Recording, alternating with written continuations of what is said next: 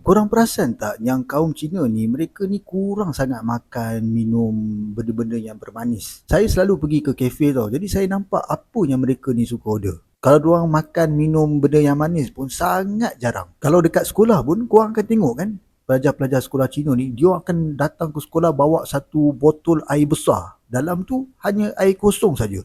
Dulu waktu zaman saya sekolah pun, memang saya tengok semua pelajar-pelajar Cina ni hanya bawa botol air kosong saja. Itu belum lagi lah kalau kita bercakap tentang orang-orang tua kaum Cina ni yang sangat obses dengan benda-benda yang bersifat herba-herba ni. Kaum Cina ni memang dia sangat jaga kesihatan dia tau. Sebab bila kita sihat, otak kita cergas, kita dapat lebih banyak idea kan. Boleh buat perniagaan, boleh buat macam-macam lagi. Ya, sebab bila makan makanan sihat, ya bagi kesan lah pada mental kita. Dapat pula tenaga yang berlebihan. Bila ada tenaga, lagilah macam-macam benda yang mereka boleh buat. Boleh bergerak ke sana ke sini kan. Dan idea takut mati dalam budaya mereka ni pun sangat memberi impak kepada kehidupan mereka.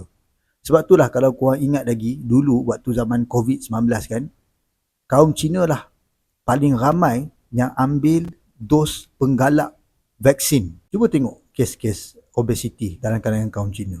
Sangat sikit. Jadi sememangnya kesihatan ni merupakan antara faktor kejayaan kaum Cina tau. Tak apalah kalau korang nak ketawa kat saya, ketawalah. Tapi saya nak katakan salah satu sebab faktor kenapa kaum Cina ni boleh jadi kaya raya, sebab mereka makan makanan sihat. Bila makan makanan sihat, hidup jadi sihat, otak jadi sihat, mereka boleh buat banyak benda.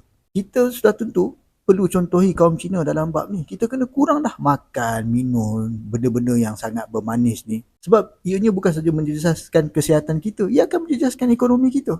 Anyway, ada tak kawan-kawan kaum Cina di sini? Betul tak fakta ni? Boleh tak korang tolong kongsikan dalam ruangan komen?